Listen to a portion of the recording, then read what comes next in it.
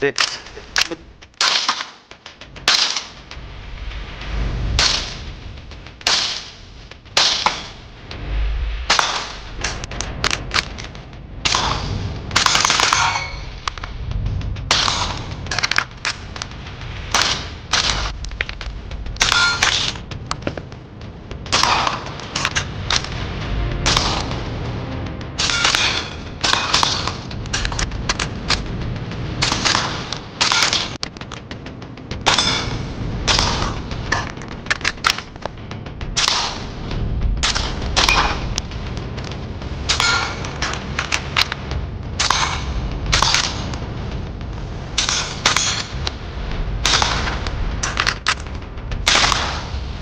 What's up, guys? Welcome to the channel. If you're new here, I hope you stick around, hope you like what you see, and for all you guys that keep coming back, I genuinely do appreciate your continued support. And just like always, we're going to get right into it. So if you guys can see, we are in the barn because today it's going to be about 100 degrees. We've got the sun shirt on, and this thing shows sweat pretty bad, so I'm probably going to be a little juicy by the end of this video, and I'm going to try and keep it as short as possible because the heat is just ridiculous today. As you saw from the title and probably the intro, this is going to be another suppressor video. This is over the Otter Creek Infinity 556K. It's coming in at about 14.5 ounces with no mount, and it's made out of Haynes 282, and it's about 5.5 inches long. So if you're already familiar with some of the Otter Creek Infinity line of suppressors, they do still have the interchangeable end caps. I don't know if you guys can see that there. We have got the medium vent cap. I've already shot this can a little bit, and I found that overall I like this one the most, and we'll get into that a little bit later. As usual, this thing is hub mounted, and we've got another Plan B hub in the back. With that in there, we're probably around a pound, maybe a little over, maybe like 17 ounces. In case you're wondering, just like the Polonium and a lot of Otter Creek's 556 suppressors, this thing can handle 6mm. So for all you guys that like 6 arc and such, you can get this guy and run it on those. Full disclosure here, actually Andrew from Otter Creek just hit me up on Instagram and was like, hey man, you want to try this thing out? And I'm like, I'm not gonna say no, obviously. So I mean, I've already got another Otter Creek, and you guys will see that one in probably some later videos, but this one being one of the newer lower back pressure cans, I was more than happy to give it a shot. Per usual, right up here at the berm, first and foremost, we are going to try out the Thunder Beast Spyro to compare to it. This guy might look a little bit different than the last time you guys saw it. The last time you guys saw it, it was black and the paint was flaking.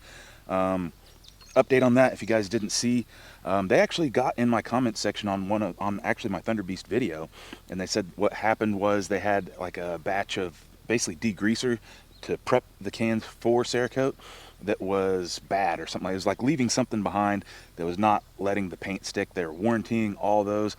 I didn't send mine back there. I just let my boss Cerakote it because he paints guns for Volquartsen. So this is the proper Cerakote for suppressors, but blah, blah, blah, blah. Let's not get too much into that. Let's pop some rounds off, then we'll throw the Infinity on there and see how they compare. All right, here we go.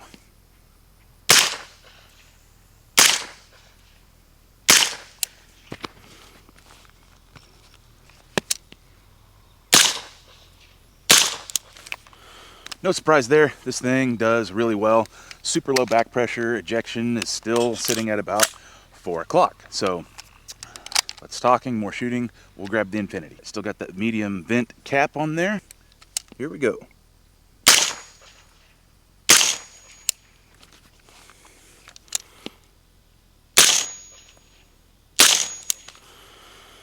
All right, so I don't know if you guys saw, ejection is maybe 3 o'clock, so it's got more back pressure than the Thunder Beast, but that's not surprising. The Thunder Beast has almost none. But the sound signature on the two is very, very close. I still got to give the sound signature overall to the Spyro on this gun. I mean, the Spyro is just amazing, and Thunder Beast has a really long standing reputation for making incredible cans. So overall on this gun, the Mark 18, the Spyro still takes the win in my opinion. But before we break out that directional mic and do our thing, I do want to talk on the tone. I've overall really, really liked the tone on this Infinity so far. It's both the Thunder Beast and this one have a really deep, pleasurable tone, and we've talked about that in the past, where the human ear seems to tolerate those deeper tones much better.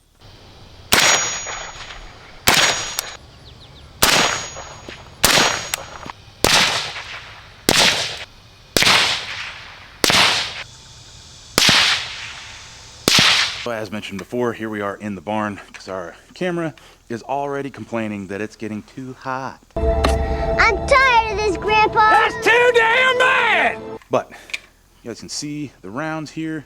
There's a little bit of carbon on there, not too much. I did take the round out of the chamber and put that back in the mag, so that first one's got a little bit more on it than normal. But this thing being Haynes 282, what I've been noticing with all cans made out of Haynes is they tend to get very hot very fast, but they seem to handle that heat supposedly better than Inconel. I don't know, I'm not really doing any burn down, so it doesn't really mean anything. But if you're planning on using this thing like duty use and doing a lot of training where you're switching from rifle to pistol and you want to let the rifle hang, you might want to look into a suppressor cover. Next up, we're going to take the 11.5-inch Colt. We've got the Carson 5.56 on there. This is going to be pretty interesting to test this against the Infinity, because the Carson, if you watch that video, these things are actually licensed by Otter Creek to be printed, and it's a copy somewhat of the Infinity. So again, it's going to be really interesting to see this one compared to the Otter Creek Infinity 5.56.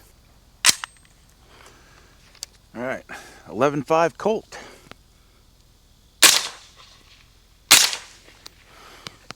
Ejection is about 3, maybe 245. All right, 5.56K.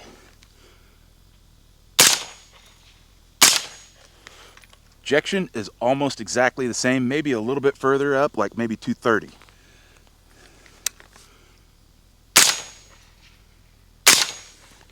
So, as I mentioned before, I've got the camera over here in the shade to film this really quick. Talking on tone, I feel like the Rampart had a little bit higher pitch tone, not by a lot. And honestly, I feel like the Otter Creek might have it on this 11.5. But in my shooting that I've done before, as I mentioned, I noticed a pretty big jump in performance going from the 10.3 to the 11.5.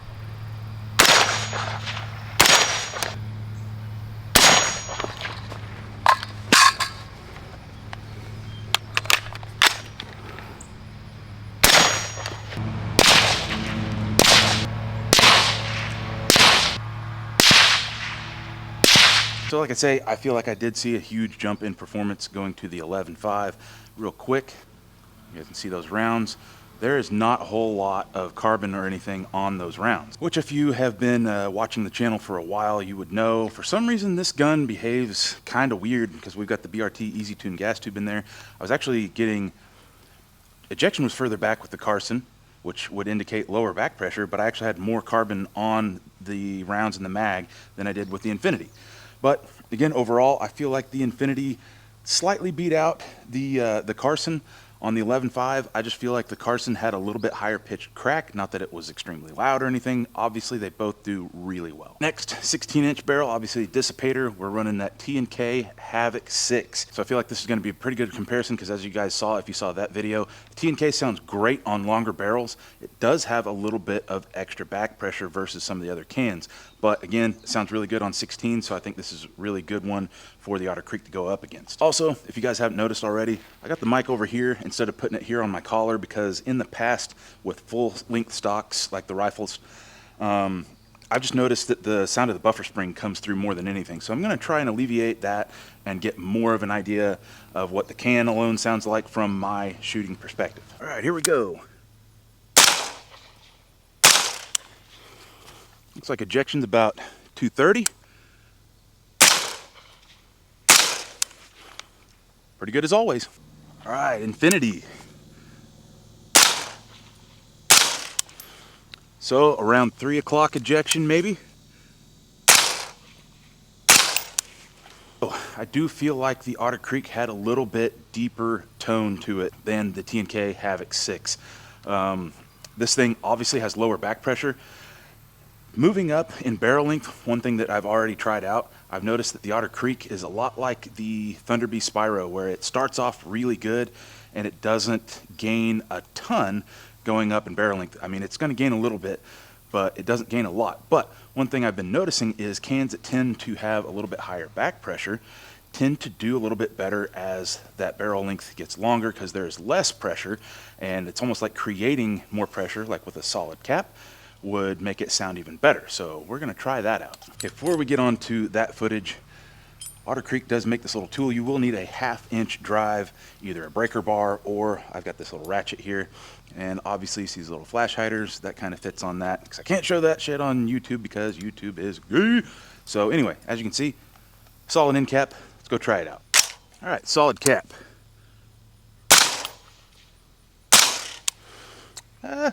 Maybe about the same exact ejection pattern as the Havoc. Okay, directional mic.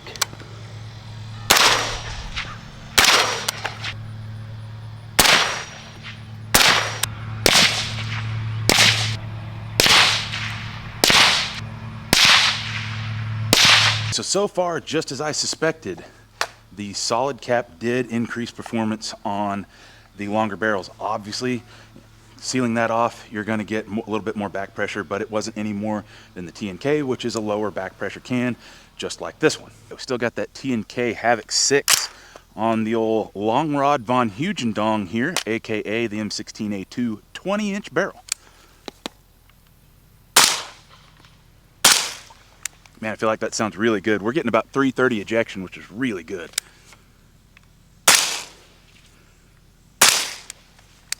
Man, that sounds really good. Infinity, sticking with that sealed cap. About the same ejection pattern as the T&K. Real quick before we grab the directional mic and go out to distance, I'm just going to say the Infinity seems to have still a little bit deeper tone than the Havoc.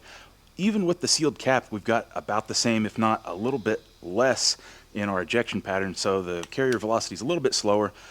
Both rifles have almost no carbon on the rounds in the mag out of this rifle length A2.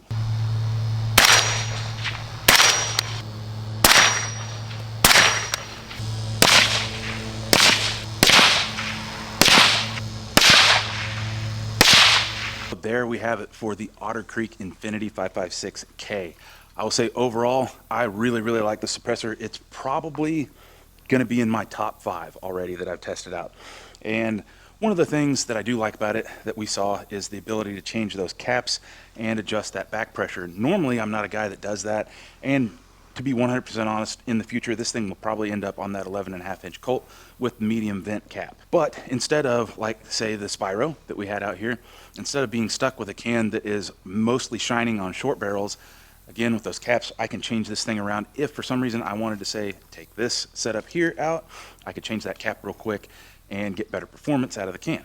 Speaking of these end caps, this is something that I want to kind of point out to you guys. So I don't know if we can see here, there's actually a tapered shoulder there. The nice thing about that is when you tighten these things down, you don't have to put gorilla strength on them to keep them from coming loose or coming off. Tapered shoulder, just like on the Plan B mounts, you can kind of get it hand tight, and it's probably going to stay there. If you're really worried about it, you can always put some thread locker on those threads. I don't really think it's necessary at all, but it's a nice little added plus, because in the past I've had other suppressors that have interchangeable end caps, and almost all of them have come loose on me. But I have not had the Infinity ones come loose on me yet. In fact, I actually had to use the block that Otter Creek comes with to put it in a vise to get this cap off of it to start changing them around. And saying that, that is another thing I want to bring up. The Infinity has no wrench flats on the back. Something in past suppressor videos I've mentioned that I really like a lot of companies are doing is putting wrench flats back here. Makes it easy for doing changing end caps or changing mounts in the back. But as I said, Otter Creek does come with that little nylon block that goes around the can, and you can just smash it in a vise. And I mean, you're going to smash the little block, but you're not going to smash the can. Some cans are relatively smooth on the outside, so if something's really stuck in there, the can's still probably going to rotate in that vise. But the Otter Creek has got this texture here, and it really grabs a hold of that. Before we close this up and talk about value, this guy here, map price on it is about 775 bean burritos. which I feel like is a very, very reasonable price. It is Haynes 282, so it's going to handle heat and, you know, full auto fire, all that kind of stuff really, really well. I mentioned that sound performance we're getting for the money. Now I will add that that 775 bean burrito price point, that does come only with the medium vent cap and nothing else. So if you buy one of those, you will have to buy the tools and the caps separately. So take that into consideration before you buy one of these. But again, if it were me, unless you're planning on running it on a 14.5 plus length barrel, if you're wanting to run shorties, I would just do the one like this, the 775 one, and just run with it because it's going to come with the medium vent cap, and that's the one I've found that I like the best. Another thing that I really got to bring up again is just the tone on this can is very, very appealing, to me at least. If you guys remember a while back, I did film a video on like a guide to buying suppressors, and I did say in there, there's not going to be any replacement for you guys going out and actually hearing one of these things in person. If you got a buddy that's got one or something like that, definitely reach out to him and see if you can hear it for yourself. Because at the end of the day, there's going to be some people probably out there might not have exactly the same opinion of this can that I do. They might prefer some of the cans that I said were not as good. They might prefer those because they might prefer the tone or the back pressure or whatever on their particular system. So again, get out there and try one of these things out, or another can that you might be interested in. As usual, being Otter Creek, these guys have a lifetime warranty. No matter if you are the original owner or not, these things are guaranteed for life. So that, yet again, in my opinion, adds to the overall value of that suppressor. So we're going to wrap that up there. If there is anything about the suppressor that I didn't cover in the video that you guys have questions on or comments, blah, blah, blah, obviously, comment section. Let me know, and I'll try and get a reply to you. And if you guys have watched this long and you like what you see, do me a favor, like, share, subscribe, do all that good BS because it does help me out. Thanks for sticking around, and I hope you like what you saw. And remember, it doesn't matter how fast you miss.